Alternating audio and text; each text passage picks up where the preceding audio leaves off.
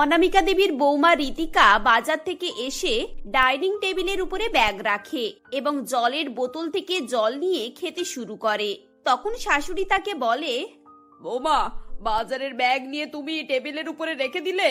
বলি, এখানে তো সব পরিষ্কার জিনিসপত্র রয়েছে, আর তুমি নোংরা একটা ব্যাগকে ধপাস করে রেখে দিয়েছো। দেখো, চারিদিকে আলুর গুঁড়ো পড়ে রয়েছে। তোমাকে কত করে বলেছি যেখানে জিনিস তুমি সেখানে রাখবে। আরে বাবা, আমার কথা শুনতে তোমার সমস্যাটা কোথায়?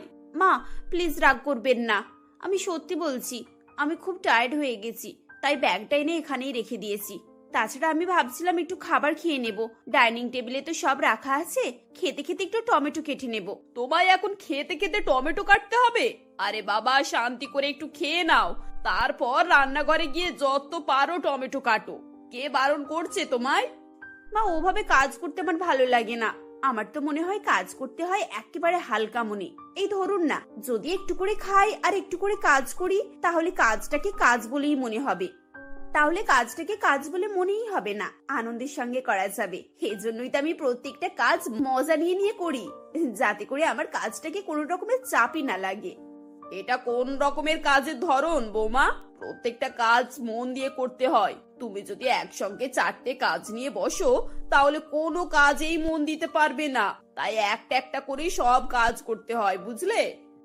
মা দেখুন, আমি আপনার মতামতকে অসম্মান করছি না, কিন্তু আমরা তো আলাদা আলাদা মানুষ, তাই আমাদের ধ্যান ধারণাও আলাদা। আপনার মনে হয় একটা কাজ একটা একটা করে করা উচিত, আবার আমার মনে হয় একসঙ্গে 2-3টে কাজ করে নেওয়া উচিত। দেখুন মা, এখন হচ্ছে 5G যুগ, তাই সব কাজে স্পিডের দরকার, বুঝলেন? একটা কাজ নিয়ে বসে থাকলে কখনোই কাজ করা সম্ভব হবে না। আর কাজকে তো আমি কাজ বলে মনেই করি না, একটা গেম বলে মনে করি। এটা আমার কাছে একটা গেম, তাই আমি কখনোই কোনো কাজ নিয়ে কারোর কাছে নালিশ করি না, বুঝলেন? রীতিকা এই কথাটি ঠিকই বলেছিল। সারাদিন যদি তাকে 50টা কাজ দেওয়া হতো, তাও সে খুশি মনে সেই কাজ করত। তবে তার একটা অভ্যাস ছিল যে সে এক সময়ে একটা কাজ করত না। রান্না করতে করতে টিভি দেখা বা ফোনে কথা বলা, এমনকি খাওয়া দাওয়াও করত, যার ফলে সে যেখানেই পারত সেখানেই রান্নার কাজ নিয়ে বসে পড়তো। এক কথায় বলতে গেলে তার বাড়ির চারিদিকে সমস্ত জায়গায় প্রায় সে রান্নাঘর করে রেখেছিল। এমনই একদিন ননদ দিতি তার বান্ধবী শুভাকে নিয়ে সেখানে আসে আর দেখে তার বৌদি সারা বাড়িতে সবজি ছড়িয়ে বসে রয়েছে। ঘরদোরের এই অবস্থা দেখে শুভা হেসে বলে, একি রে, তোর বাড়ি তো পুরো সবজির হাট হয়ে গেছে।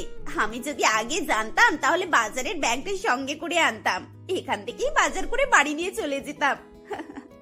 দিদি রেগে গিয়ে তার বৌদির কাছে যায় এবং চেঁচিয়ে বলে, বৌদি, ও বৌদি, তুমি কি করেছো দেখো, তুমি কি কোনোদিনও শোধরাবে না? তুমি ডাইনিং টেবিলে এভাবে সবজি ছড়িয়ে ছিটিয়ে রেখেছো কেন গো? বাইরের কেউ যদি চলে আসে তাহলে সে কি ভাববেটা কি? দিদি, আমি তো সবজিগুলোকে একটু হাওয়া দিচ্ছিলাম। জানো তো, মানুষের মতো সবজিদেরও না একটু হাওয়ার দরকার হয়, তা না হলে তারা তো ঘেমে যায়। আমি দেখতে পাচ্ছি বৌদি, দিনকে দিন না তোমার মাথা খারাপ হয়ে যাচ্ছে। দেখো, সব সবজিকে ভালো করে প্যাক করে ফ্রিজের মধ্যে রাখো। তুমি আমার মান সম্মান সব ডুবিয়ে দেবে, বুঝলে? বাইরে শোভা এসেছে আর এইসব দেখে ও কত রকমের কথা বলছে আর হাসাহাসি করছে, তুমি জানো? ও সরি দিদি, আমি এক্ষুনি যাচ্ছি আর সবকিছু সরিয়ে নিচ্ছি। এই বলে রীতিকা ছুটে গিয়ে সেখান থেকে সমস্ত সবজি এক এক করে তুলে নিয়ে রান্নাঘরে আসে। পরের দিন অনামিকা দেবী বাথরুমে যাওয়ার জন্য দরজায় ধাক্কা দেন আর বলেন, বৌমা, আরে ও বৌমা, তাড়াতাড়ি বের হও, এবার আমি বাথরুমে যাব। মাথাটা না খুব ঘুরছে, মাথায় একটু জল দিয়ে স্নান করতে হবে। আরে কি গো, 1 ঘন্টা ধরে বাথরুমে বসে আছো কেন? দেখো, বাথরুমে মনে হয় রান্না বান্না শুরু করেছে। তাজা বলেছিস বৌমা, তাড়াতাড়ি বেরো না গো। এরপর রীতিকা তাড়াহুড়ো করে বাথরুম থেকে বেরিয়ে আসে এবং তার হাতে 2টো কৌটো ছিল, যেটি দেখে অনামিকা দেবী বলেন, কি ব্যাপার বৌমা, তোমার হাতে কি ওটা? ও কিছু না মা, আপনি যান না, আপনার তো দেরি হচ্ছে। অনামিকা দেবী বাথরুমের ভিতরে যান এবং 1 মিনিট পরেই চিৎকার চেঁচামেচি শুরু করেন। বৌমা, তুমি কি পেয়েছোটা কি? তুমি কি আমাদেরকে একটুকু শান্তিতে থাকতে দেবে না? কি হয়েছে মা, আবার কি করেছে বৌদি? আয় ভেতরে আয়, এসে দেখে যাও কি করেছে। দিতি ছুটে গিয়ে বাথরুমের ভেতরে যায় এবং দেখে সারা বাথরুমে মটরের খোসা ভর্তি। সঙ্গে সঙ্গে রীতিকাকে ডাকা হয় এবং সে ভয়ে ভয়ে বলে, সরি মা, সরি দিদি, আসলে অনেক মটরশুঁটি নেওয়া হয়েছিল তো ওইগুলো ছাড়ানোর সময় পাচ্ছিলাম না, তাই আমি ভাবলাম স্নান করতে করতে একটু মটরশুঁটি গুলো ছাড়িয়ে ফেলি, এজন্যই আমি বাথরুমে একটু নিয়ে গিয়েছিলাম। আমি তো পরিষ্কার করে দিতাম, কিন্তু মা এমন তাড়াহুড়ো করছে যে পরিষ্কার করার সময়ই পেলাম না। সত্যি বৌদি, আমি না এমনি বলি না যে তোমার মাথা খারাপ হয়ে যাচ্ছে, আমার তো মনে হয় তোমাকে না একটা মেন্টাল ডক্টরের কাছে নিয়ে যাওয়া উচিত। বাথরুমে কেউ মটরশুঁটি ছাড়ায়? আচ্ছা, এই অদ্ভুত জিনিসপত্র তুমি কোথা থেকে শিখছো বলো তো? তোমার কি একটুকু হেলথ আর হাইজিন সম্পর্কেও চিন্তা নেই? এটা কি বলছো দিদি? হেলথ হাইজিনের চিন্তা আমার নেই আবার? সেজন্যই তো আমি মটরশুঁটিগুলোকে সব ডেটলে ডুবিয়ে তারপরেই ছাড়িয়েছি। বৌমা, তুমি কি পেয়েছোটাই কি বলো তো? তুমি কি আমাদের সবাইকে মেরে ফেলবে সেই প্ল্যান করছো নাকি? একটা তুমি বাথরুমটাকেও রান্নাঘর বানিয়ে ফেলেছো, তার উপরে তুমি কি করেছো? খাবারের জিনিসকে নাকি ডেটলে ডুবিয়েছো। তোমার মাথায় কি সামান্য বুদ্ধিটুকু নেই নাকি তুমি জেনে শুনে এসব করো? ঋতিকার কোনো কথা না বলে রান্নাঘরে রান্না করতে চলে যায়।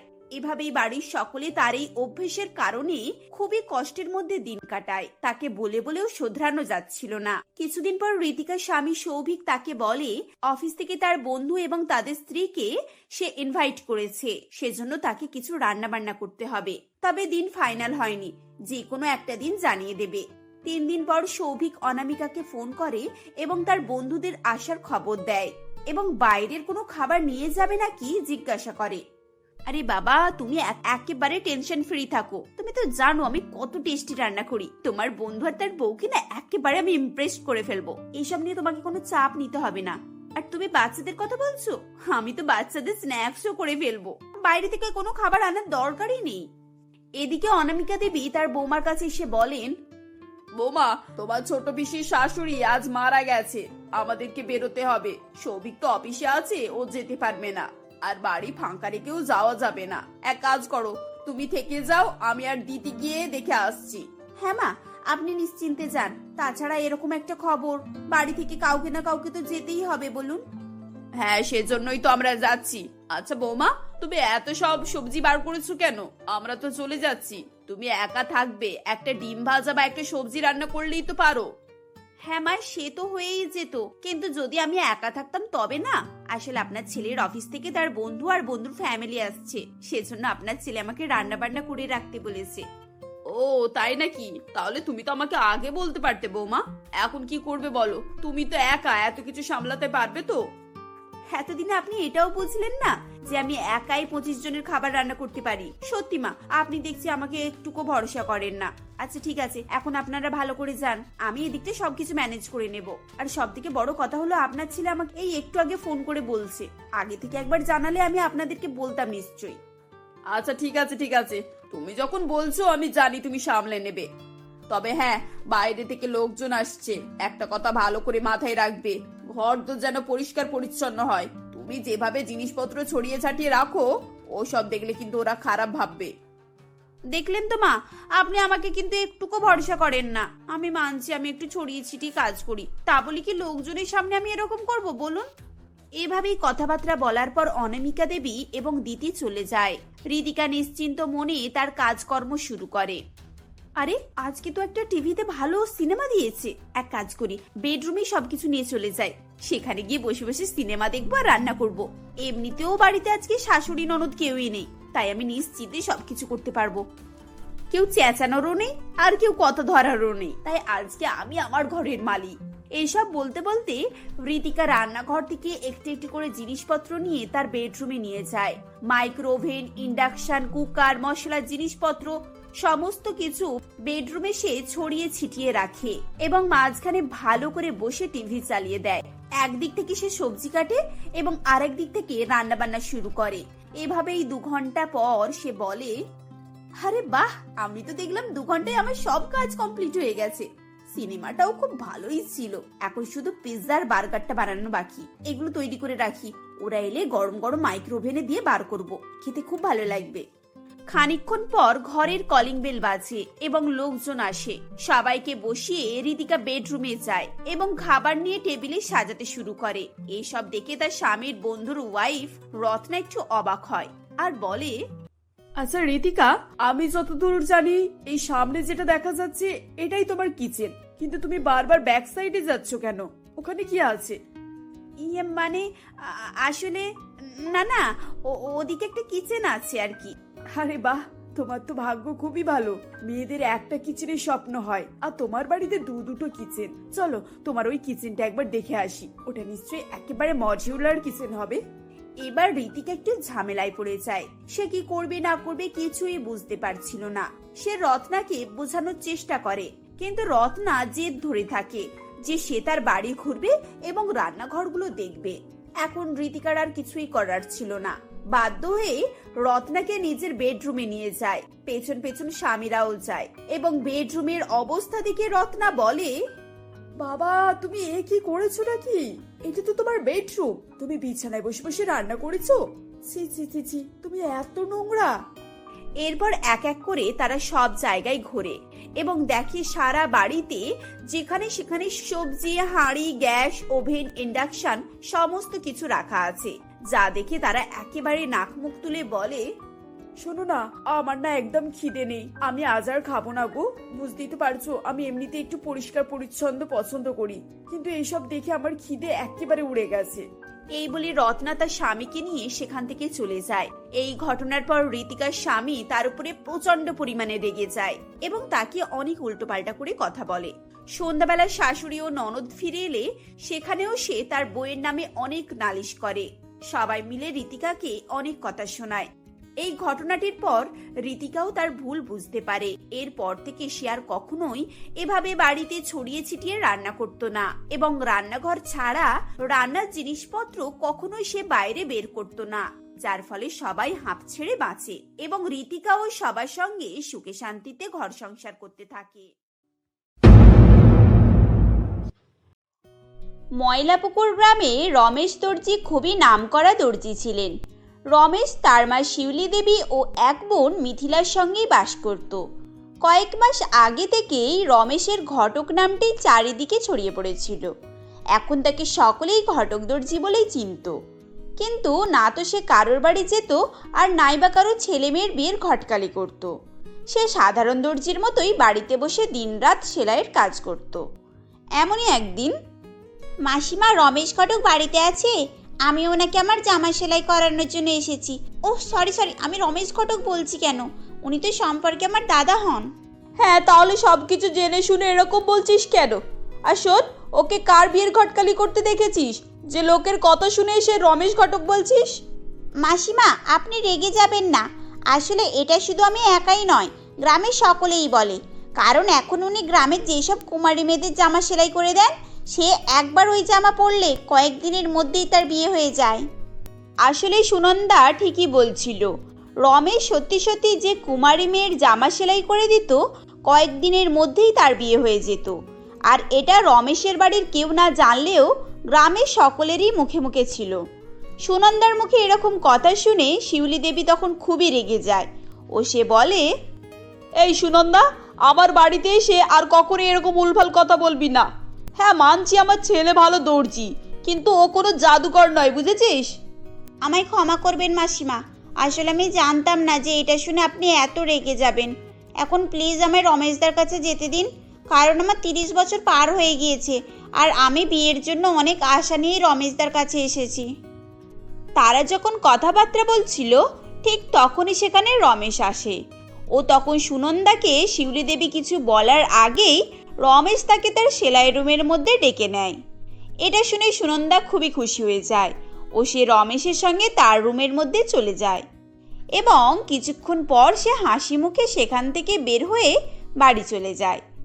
এটা দেখে রমেশের বোন মিথিলা বলে, দেখেছো তো মা, দাদা এসে কিছুই বলল না, বরং মেয়েটার জামার মাপ নিতে চলে গেল। আমি বলছি শোনো, দাদার মধ্যে নিশ্চয়ই কোনো রহস্য আছে। মিথিলার মুখে এরকম কথা শুনে শিউলি দেবী একটু চিন্তায় পড়ে যায়, কিন্তু তারও কিছু বলার ছিল না, কারণ সে জানতো যদি সে এখন রমেশকে কিছু প্রশ্ন করে তাহলে রমেশ তার কোনোই উত্তর দেবে না। আসলে রমেশ খুবই শান্ত প্রকৃতির ছেলে ছিল। সে কখনোই বেশি কথা বলতে পছন্দ করতো না, আর এটা শিউলি দেবী ভালোভাবেই জানতো। এভাবেই সময় অতিবাহিত হতে থাকে। এমনই একদিন সুনন্দা হাতে একটি মিষ্টির বক্স নিয়ে সেখানে আসে ও সে বলে, এই নিন মাসিমা, মিষ্টি মুখ করুন। আপনার ছেলের তৈরি জামা পরতে সত্যি সত্যি আমার বিয়ে ঠিক হয়ে গিয়েছে। আজ আমি খুবই খুশি। এই যে বোন, বেশি খুশি হওয়ার কোনোই প্রয়োজন নেই। আমি কিছুই করিনি, হয়তো ঈশ্বর এই সময় তোমার বিয়ে রেখেছিল, তাই তোমার বিয়ে ঠিক হয়েছে। সে যাই হোক রমেশ দা, আমি তো এখন তোমাকেই ক্রেডিট দেব, কারণ যদি এটাই হতো তাহলে আমার এতদিন বিয়ে হয়নি কেন? আচ্ছা ঠিক আছে, আমি খুশি হয়ে এই মিষ্টিগুলো নিয়ে এসেছি, তোমরা কিন্তু খেয়ে নেবে।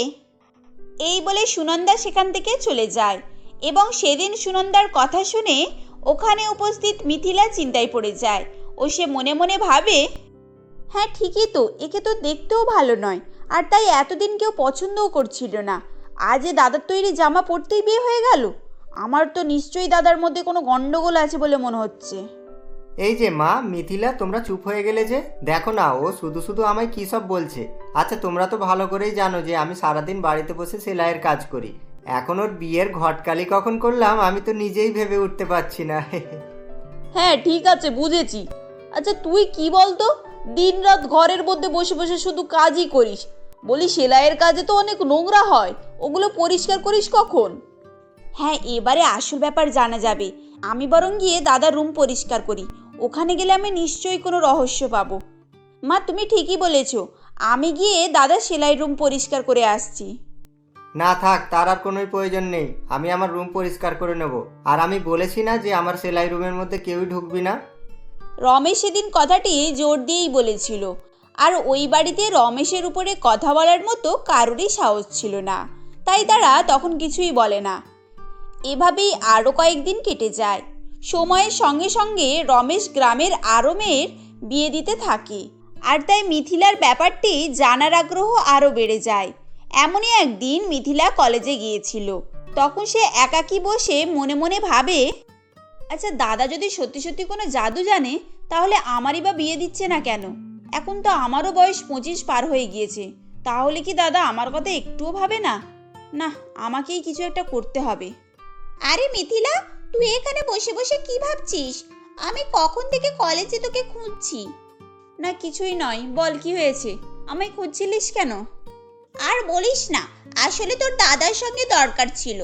বাবা মা দুবেলায় আমার মাথা খারাপ করে দিচ্ছে, বলছে একবার রমেশের কাছে যা আর গিয়ে একটা জামা সেলাই করে আয়। আচ্ছা তুই বল, এটা কি সত্যি? মানে তোর দাদা কি সত্যি এরকম করেন? মিথিলার বন্ধুর মুখে এরকম কথা শুনে তখন তার মাথায় একটি বুদ্ধি আসে ও সে পরীক্ষা করার জন্য পিঙ্কিকে রমেশের কাছে পাঠানোর সিদ্ধান্ত নেয়। এরপর পরের দিনই পিঙ্কি তাদের বাড়িতে আসে ও সে রমেশকে জামা সেলাই করে দেওয়ার জন্য বলে।